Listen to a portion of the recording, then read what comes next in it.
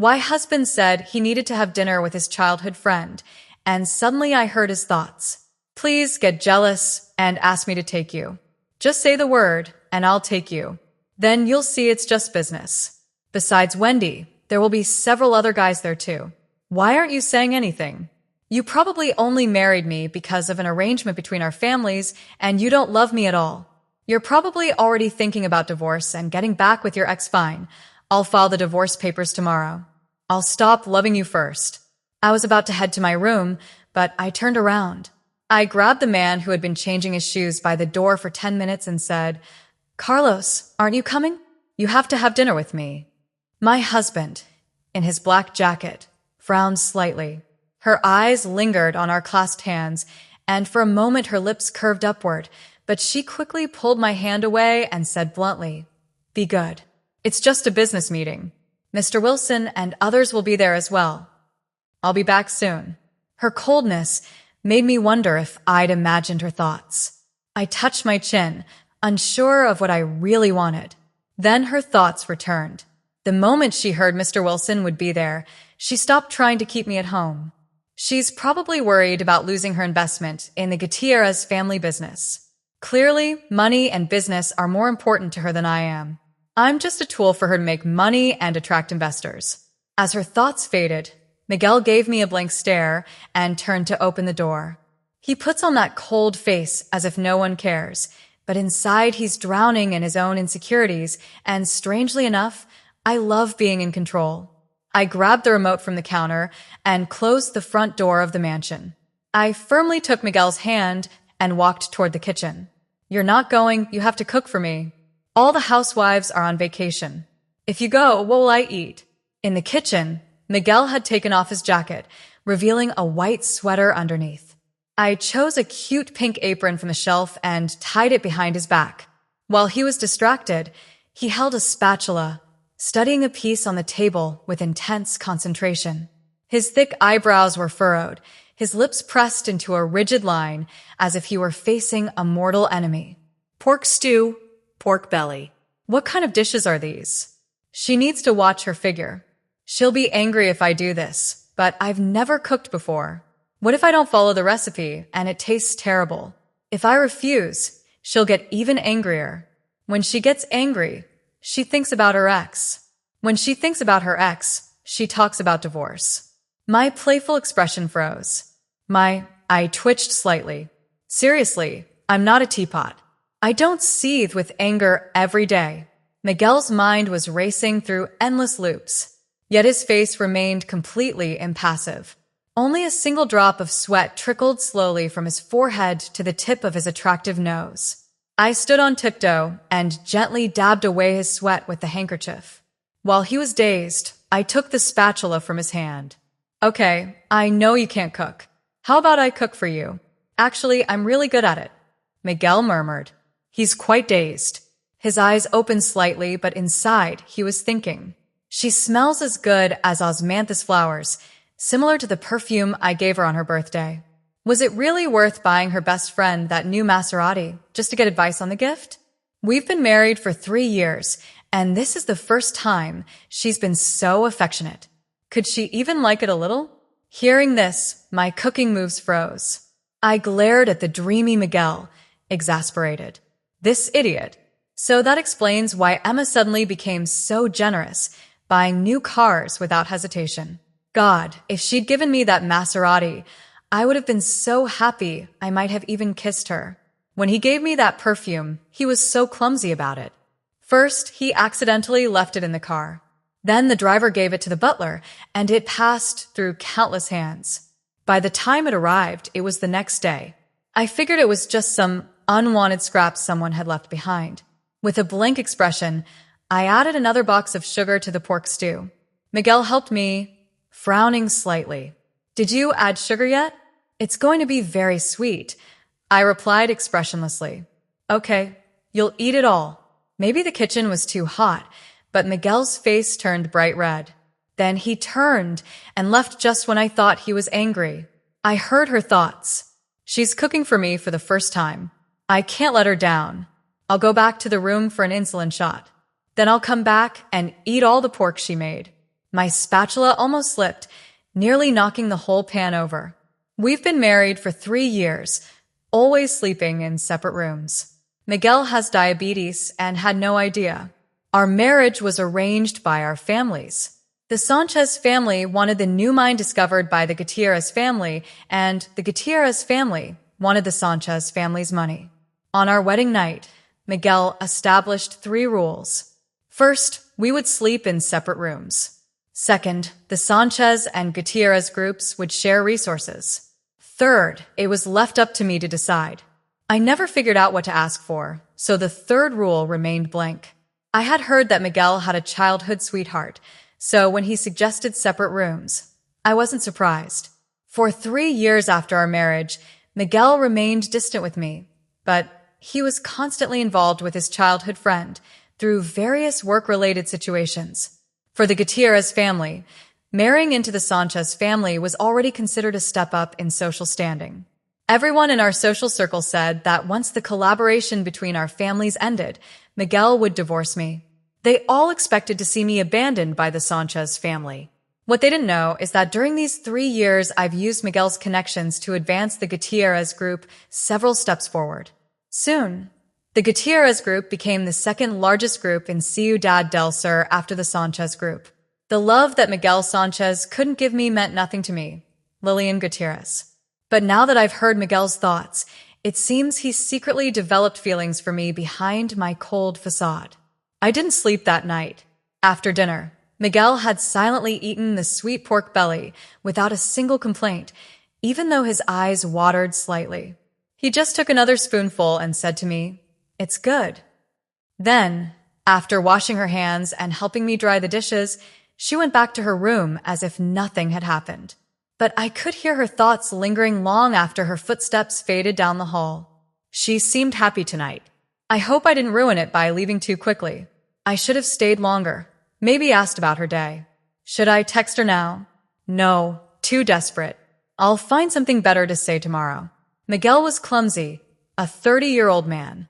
The Gutierrez group's resident zoo, respected throughout the boardroom, cold and calculating in negotiations. But when it came to affection, he was no more mature than a high school student with their first crush. It was both hilarious and devastating. For 3 years, I told myself that none of it mattered, that my marriage was simply a business transaction sealed with ink and forged signatures, not feelings. I told myself I was fine, that I was strong, that I didn't need love. But now I knew that behind Miguel's icy exterior was a man who had been slowly and quietly falling in love. And I had been too blind to see it. The next morning I woke up early. I stood in front of the mirror in the dressing room, holding different pairs of earrings. None of them seemed right. I wasn't going to a gala or a photo shoot, just a shareholders' brunch at the Sanchez estate. Still, I found myself brushing my hair 2-3 times, smoothing the hem of my silk dress, checking the mirror again, and I heard him. She's always so calm, so polished. I wonder if she dressed up today, because I'm going to— No, don't flatter yourself. She's just Lillian. She always looks like that, elegant, beautiful, unattainable. Unattainable, huh? I muttered, turning away from the mirror. Miguel was in the doorway, dressed in an impeccable navy suit, holding his tie as if he weren't sure whether to wear it. He glanced at me, then quickly looked away. "Do you need help with that?" I asked casually, nodding toward his tie. He hesitated. Then he handed it to me without a word. As I reached out to straighten his tie, I caught a faint scent of the same sandalwood cologne as before. His pulse quickened beneath my fingers. God, it's so close. It smells of flowers and something warm. Should I say something? No. Just breathe. Don't screw it up. Don't say anything, idiot. I tightened the knot firmly and took a step back. There, I said, meeting her eyes. Perfect. He stared for a second too long before coughing awkwardly and reaching for his watch. We left the house in separate cars as usual, but for the first time I felt we were going in the same direction, even if we didn't arrive together. At the Sanchez estate, brunch was in full swing. My father greeted me with his usual measured warmth, kissing the top of my head in a way that had always felt more performative than paternal. My mother fluttered around, adjusting the hem of my sleeve as if I were still 16. "You look radiant today," she whispered, though her eyes were already scanning the crowd. "Where's Miguel?" "He's coming. He should have arrived with you," her sharp voice said beneath the sweet tone. "He was tying his tie." My mother raised an eyebrow, but said nothing. She never approved of the arranged marriage, even though she helped negotiate it. In his opinion, it had been a business maneuver, but secretly, I think he hoped I'd fall in love with him so he could turn me into the perfect housewife socialite. Too bad I was already halfway to becoming the CEO of the Gutierrez Group and everything. But with the title, Miguel, he arrived 10 minutes later. Her face was as expressionless as ever, but her thoughts were anything but. "She looks beautiful. Did she dress like this for me?" "No, she always looks good." "Calm down. Don't seem too interested." Keep your voice even. He nodded politely to my parents. Then he stood beside me, his hand brushing against mine. As we walked, everyone stared at us. Some probably thought we were still the frigid couple they'd always known, but now I could feel it, that warmth beneath the surface. We weren't just tolerating each other anymore. We were circling something deeper. When brunch ended, I retreated to the garden to get some fresh air. The formalities were exhausting me. I didn't notice Miguel following me until he stopped beside me at the edge of the stone fountain. "It's strange to see you here," I said, keeping my tone light. He shrugged, his hands in his pockets. "I like peace and quiet, but his mind was noisy." "She looks tired. I should say something nice. Compliment her dress." No. "Too obvious. Ask him if he wants coffee." Wait. "Is she mad at me? Did I do something wrong again?" I laughed softly. What? She asked. "Nothing. Just thinking." He looked at me with that same unreadable expression, but then for the first time he said something real. "Lilayam, are you happy?" I blinked. What? In this marriage with me. She wasn't just asking out of politeness. Her thoughts were already racing. "Please say yes, please, even just a little, or lie if you have to. I can't bear it if you say no." "I'm not unhappy," I said slowly, "but I don't think we ever tried to be happy, did we?" Silence fell between us. Then he nodded slowly once. "You're right," he said.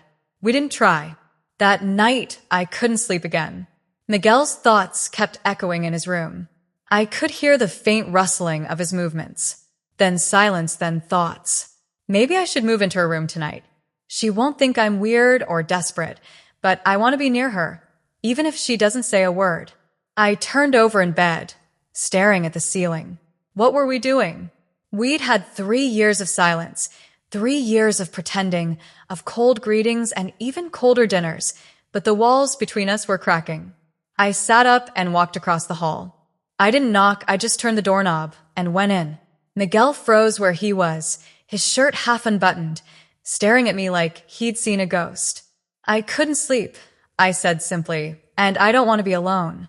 He opened his mouth, but no words came out, only his thoughts. "She's here. She came to me. This isn't a dream, is it?" I walked past him and sat on the bed, pulling the duvet over my lap. "If you're just going to stand there, at least close the door," I said. He obeyed without a word. We didn't touch each other that night, but we slept in the same room. For the first time in years, I fell asleep to the sound of his thoughts. "Please let this be real." Please stay. And I stayed. The next morning brought something unexpected. A call from Emma, Miguel's childhood friend. She'd been quiet lately, but her name flashing on my phone screen made my stomach clench. I answered, "Lilayam." Her voice was sweet as honey.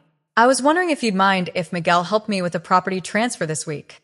It's nothing big, just a few papers." "Is this the same property he helped you find last year?" I asked. Was there a pause? "Yes," he said. "It's just a formality." I didn't say anything, but I listened.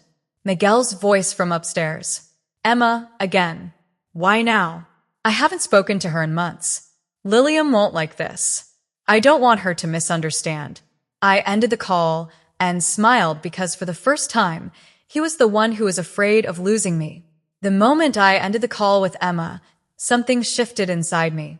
I had no reason to feel threatened. After all, I was Miguel's wife. Legally, publicly, financially, but emotionally, I wasn't so sure. Emma had always been part of his world, long before I was introduced into the carefully negotiated chaos that was our marriage. She had the kind of history with him that I could never recreate. Shared summers, inside jokes, childhood secrets. I had business agreements, a marriage certificate, and now, apparently, a seat next to him at breakfast. Yes, because when I walked into the kitchen that morning, Miguel was already sitting at the table, his shirt a little wrinkled, his hair tousled in a way that made him look younger, more human, and next to him, 2 plates. One for him, one for me. He looked up when I came in. His expression revealed nothing, but his thoughts did. She came over and slept in my room last night. She's here now. I don't want this to end. Should I say something? Ask her about her plans? Them? Tell her she looked peaceful while she slept? No, too weird. Did you make breakfast? I asked. She looked at the toast and scrambled eggs on the plate as if they had personally betrayed her. I tried it. I took a bite. It was barely edible, but I smiled anyway. Not bad. Miguel blinked, then frowned. Are you lying? I kept eating. Maybe, but I'm still eating it. She's eating it. That's all that matters. She's still here. We went to the office together in the same car. The driver almost choked on his own saliva when he saw us both get in. I couldn't blame him. For 3 years, we hadn't even been seen on the same floor of the house, much less in the same vehicle. At the office, people looked at each other, whispered.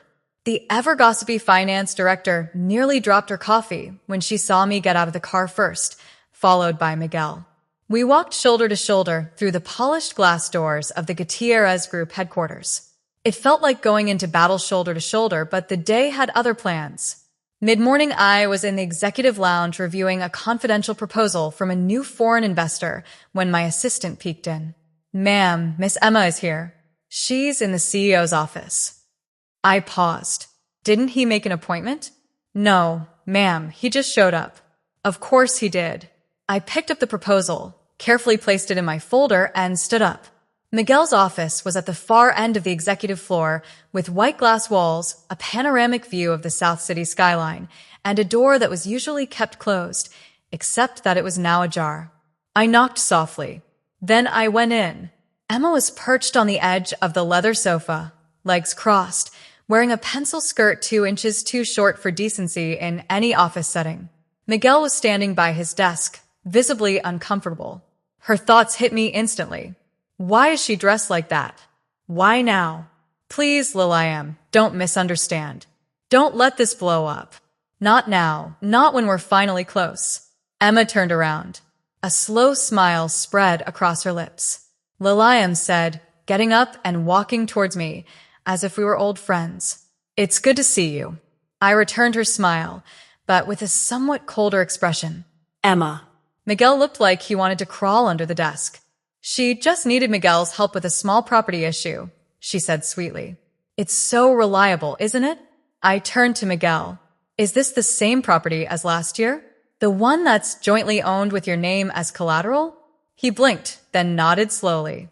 And the deed was never updated after the last transaction. I asked in a calm but firm voice. He didn't say anything in a low voice. So this isn't just a small problem, I said, turning to Emma. It's a responsibility that could affect the Gutierrez Group's finances if handled carelessly. Emma's smile faltered slightly, but I'm sure you already knew that. I added, you're an intelligent woman. Miguel's thoughts buzzed. She's defending me. She's not protecting the company. She's protecting us. She's amazing. How did I not see this before? Emma opened her mouth, but I interrupted her. Please coordinate with the legal department if you need anything else. Miguel's schedule is full. The message was clear. Out. Emma left in a quiet storm of designer perfume and barely concealed frustration. Miguel slumped in his chair. I didn't invite her, he said quickly. I know, I replied, sitting down across from him, but you need to disentangle yourself from her. It's not just bad for you. It's dangerous for the company. He looked at me with slightly parted lips. She's serious. She's brilliant. God, she's everything. How could I have ignored her for 3 years? I sighed. You're thinking too loudly. She blushed. I'm sorry. I didn't go back to my room that night. We watched a movie in the living room, not a romantic one, just a bland thriller with too many plot holes and a forgettable soundtrack. But Miguel sat next to me, not too close, not too far away. During one of the slower scenes, I glanced at him. His eyes were on the screen, but his thoughts were elsewhere. Should I take his hand? No, too soon. But she's sitting here with me. We've never done this before. I could pause the movie, ask if he wants tea. That's for sure. Not weird, right, Miguel? I said, and he jumped. Yes, I can hear you. You know? He seemed terrified. I nodded throughout, even the part about the tea. I smiled, especially at that part. He stood up instantly. I'll make you some. He returned with 2 mismatched cups and an apologetic smile. We drank in silence, a comfortable, warm silence. And that night we slept in the same bed. The following morning brought problems. The Gutierrez Group's legal department alerted us to a leak. Confidential financial documents had been accessed from a secondary account linked to Emma's property. Miguel's expression darkened as he read the report. She used me, he muttered. His thoughts confirmed it. I was an idiot. She played me, and I let her. I jeopardized the company. I put Lilayam in danger. Let me handle this, I said. My voice was low, but I've cleaned up worse messes. She looked at me with a mixture of astonishment and embarrassment. She's not just strong, she's brilliant, and I don't deserve her. I stood up and kissed her forehead. You don't have to deserve me, I said gently. Just stop pushing me away. I called Emma that afternoon. She answered on the second ring. Lilayam said in a honeyed voice. It's all right, I said, but it will be, because I'm giving you a chance to leave quietly, erase everything you agreed to, and stay out of our business. There was a pause. Or what? He finally asked. I smiled. Or I'll make a corporate espionage scandal out of you that'll get you blacklisted by every investment firm in the country. You wouldn't test me. Click. Later that night, Miguel joined me in the garden behind the mansion, the same one we used to ignore. He stood beside me under the old Psychropov tree, his hands in his coat pockets. She's gone, he said resignedly. She gave up on everything. He even deleted me. Okay, he nodded. Thanks for protecting us. I looked at him. I didn't say anything. Thank you for finally choosing us. He took a step closer. Don't mess it up. Just say it. Tell her it's now or never. I love you, Lilayam. I looked up in surprise. Then I smiled. I know. For a few precious weeks, everything seemed to settle into a rhythm that almost resembled peace. Miguel and I began to share the same space. Not just rooms and breakfast tables, but also the subtle, quiet things. Unspoken glances, late-night teas, quiet smiles when no one was looking. His hand began to rest lightly on the small of my back as we walked through the boardrooms. My coffee cup was always hot by the time I got to the office. I no longer felt like I was living next door to a stranger. I was living with a man who was slowly unlearning how to run from his feelings, and I was starting to let him in. But peace in our world, especially one built on family alliances and corporate power games, never lasted long. It began with a press leak.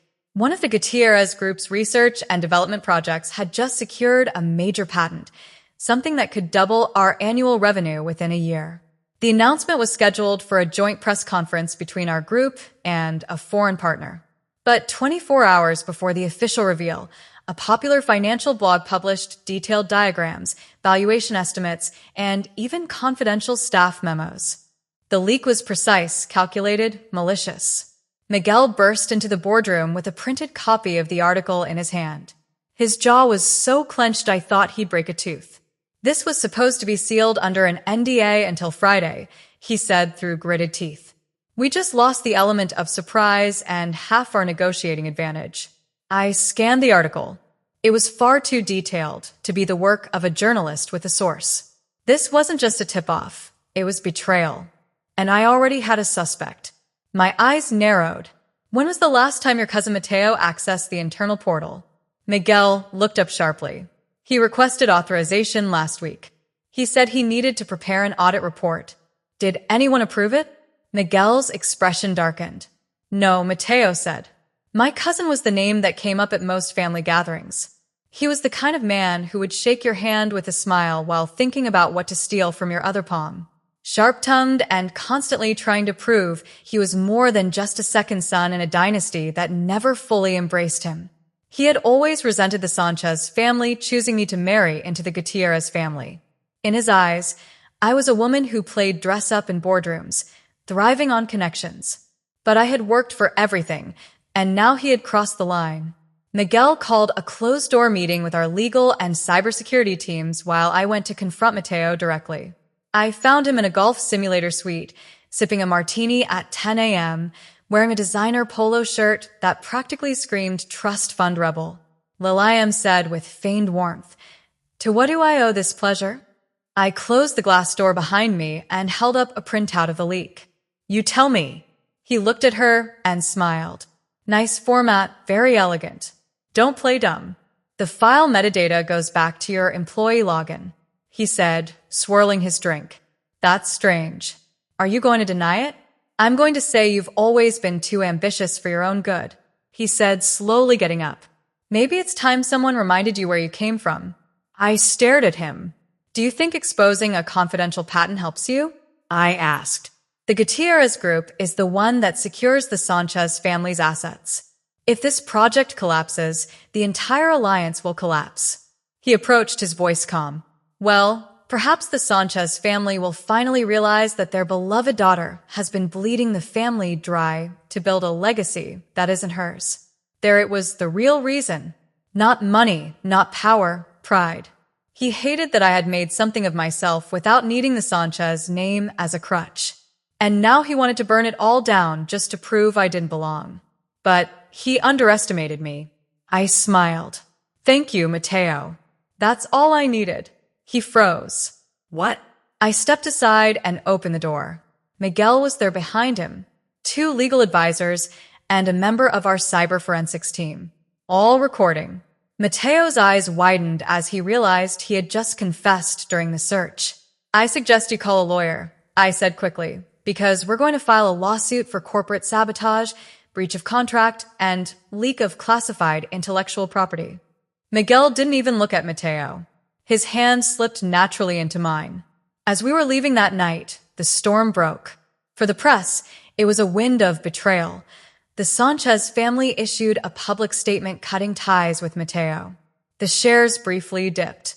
Then they rallied after we announced a closer and more secure partnership with our foreign investors. Damage control was swift.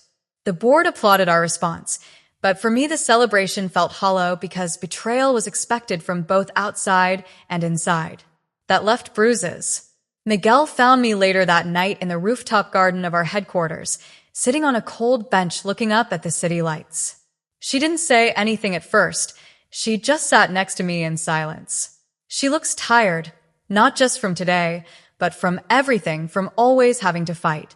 I wish I could take everything away from her, give her peace. He deserves that, not war.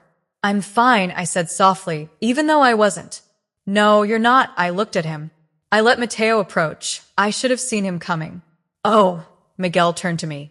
"You've been carrying both our companies on your back for years, Lillian. You're not a machine. You're not supposed to catch every snake." Her voice was so soft I could barely recognize it. I've never said this before, have I? How proud I am. How lucky I am. 3 years, and I've never told her. She's the strongest person I know. "You don't have to say it," I whispered. "I'm doing it," he replied, "because I wasted so much time being afraid. Afraid of you, of how much I felt, of how much I didn't deserve you." I turned to him. "You didn't have to be afraid. I'm not anymore." Then he kissed me, not like a husband fulfilling an obligation, but like a man who was finally in love with someone who had been by his side all along. The next morning, Miguel called a press conference not just about the sabotage or the investor associations, but about our marriage. He stood at the podium with his usual composure, but this time there was something different, a softness at the corners of his mouth, a flicker in his eyes. When I stepped onto the stage beside him, he spoke clearly. For 3 years, I've had the honor of being married to Lillian Gutierrez, and for 3 years, I failed to appreciate what that meant. She looked at me, and I nodded. We want to make it clear that our alliance isn't just corporate. It's personal, and we stay together not only for profit, but for trust, loyalty, and a shared purpose. It was the first time we faced the world as a real couple, not actors, not heirs, but partners. But even as the cameras flashed and investors praised our transparency, I couldn't shake the feeling that something darker still lay ahead. Because Mateo may have been exposed, but he wasn't the only one watching us. And not everyone wanted this marriage or this empire to survive. The letter arrived 3 days after the press conference, postage-free, with no return address. Just a crisp white envelope, slipped under our front door sometime during the night. It was Miguel who found it by the door, tucked carefully under the morning newspaper. He didn't open it right away. He took it to the kitchen table while I was pouring tea and said, "This was left outside." By whom? No idea. But the moment I opened it, I knew it wasn't a threat. Not yet. It was a warning. Inside were copies of legal documents, some dating back almost a decade. Land acquisitions, loan ledgers, stock transfers, all linked to the Sanchez family. All pointing to a silent money laundering scheme that had moved millions through shell companies over the past 15 years. At the center of it all was my father, the man who had orchestrated my marriage, elevated Miguel to the board, and pledged loyalty in exchange for expansion. My father, the same man who once told me, "Build clean or don't build at all." I glanced at the papers, my hand steady, but my mind already racing. Miguel was reading beside me, not speaking now. He didn't have to because the next page was worse. A clause buried deep within the Sanchez family trust. A clause I'd never seen before stated that any member found in breach of fiduciary law would automatically forfeit their right to future shares and voting rights. If the allegations were true, my father could lose everything, but so could I, because my shares were inherited through his line. If he went down, I'd go down with him. I didn't move for hours. Miguel walked in silence, occasionally glancing at me, unsure whether to interrupt. He hasn't spoken in 20 minutes. Should I bring her some water? She won't take it as pity. She's trying to keep it together. She's falling apart, and all I can do is watch. Finally, I said, "He must have hidden them from everyone." Miguel nodded slowly. "The format matches the documents we use today. Whoever sent this had access to very specific internal files, an informant or someone framing him." I looked up. "But why now?" Miguel's jaw tightened.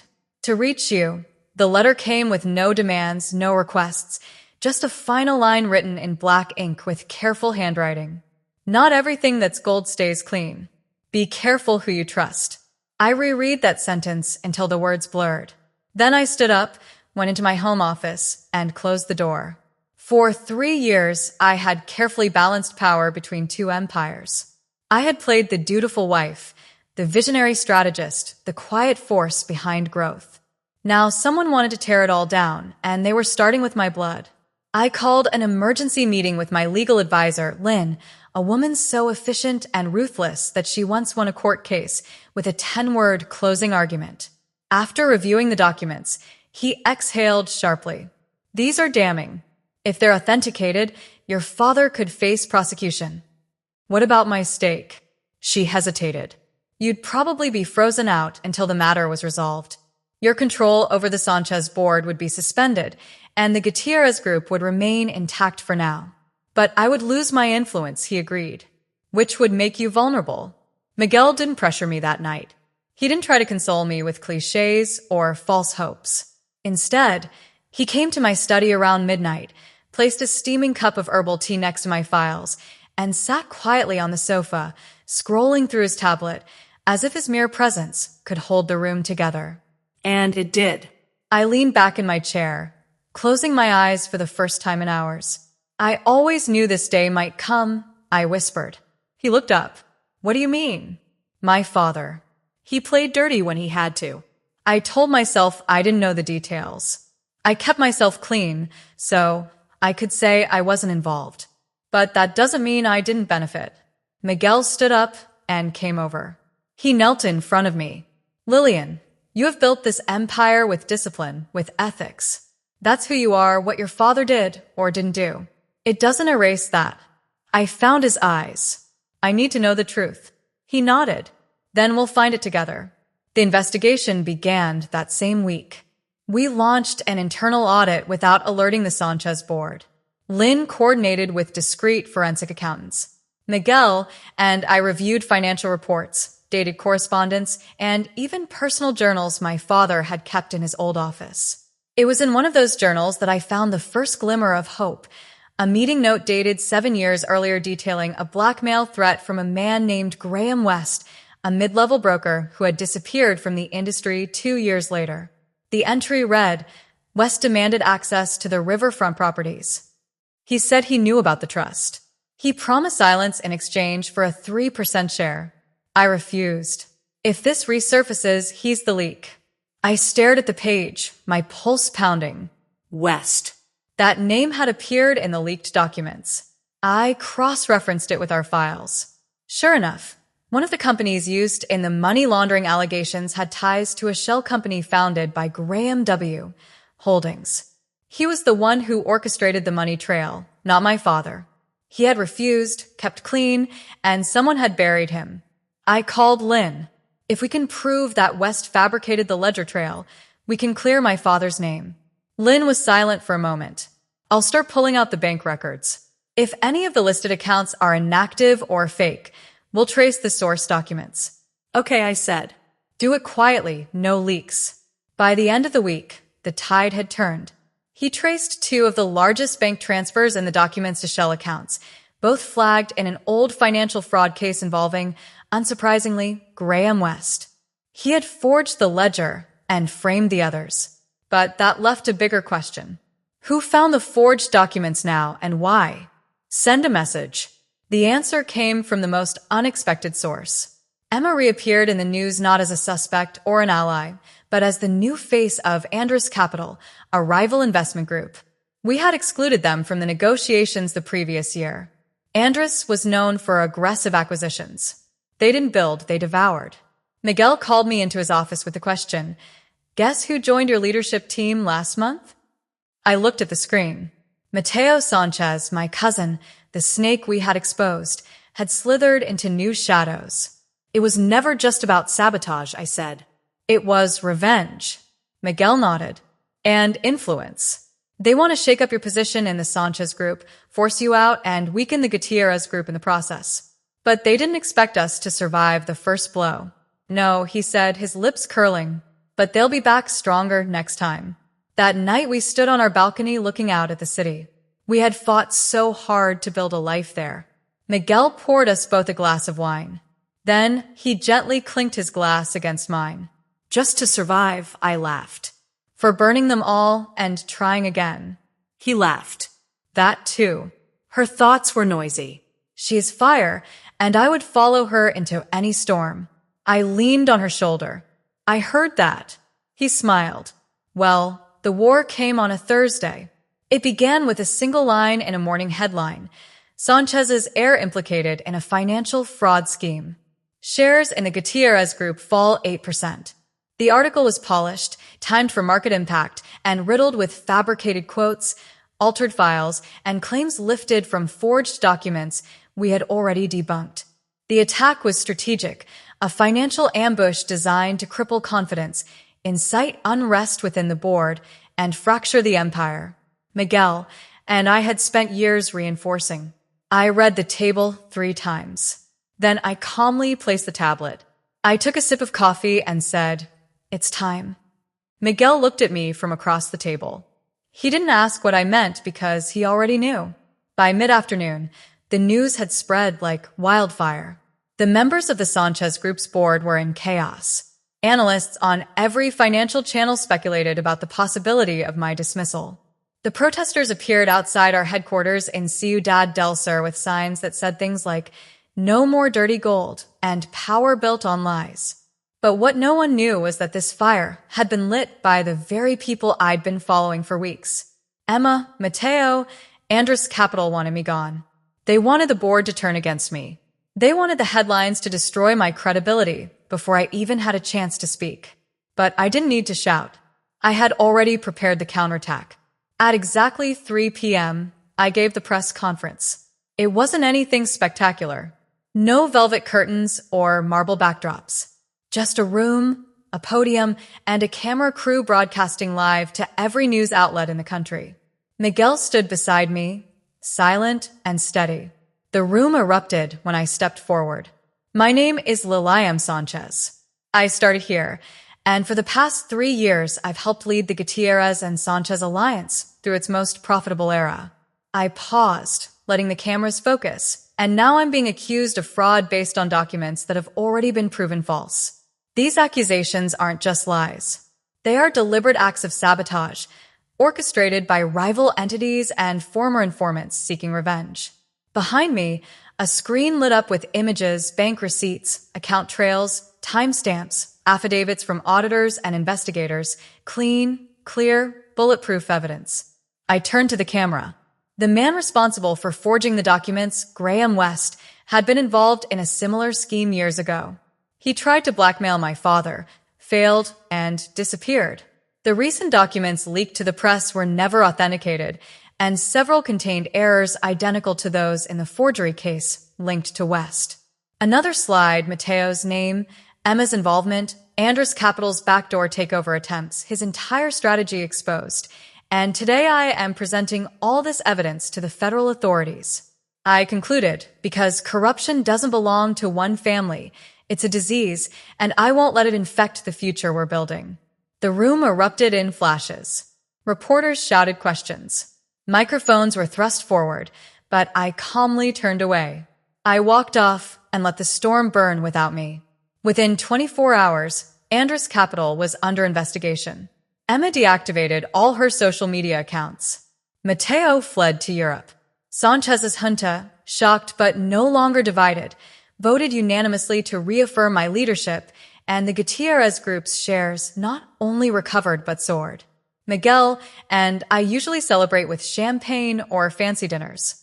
Instead, we stood barefoot in the backyard of our mansion that night.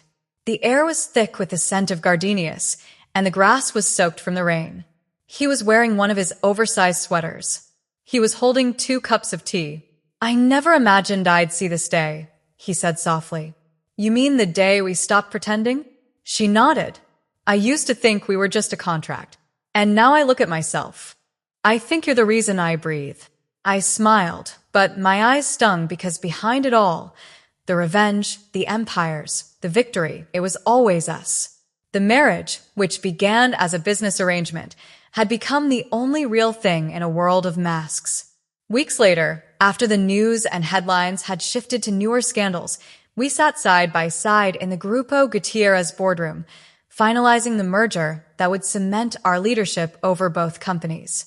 Lilian Gutierrez, Miguel Sanchez. They are no longer figureheads. They are true partners. And as we signed the final page of the merger agreement, Miguel paused, pen in hand. "There's something I want to ask," he said. I raised an eyebrow. "Now," she smiled nervously. "Rule number 3. It hit me like a gentle slap of memory.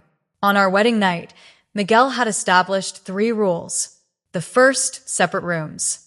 Number 2, shared resources. Number 3, a rule for me to decide.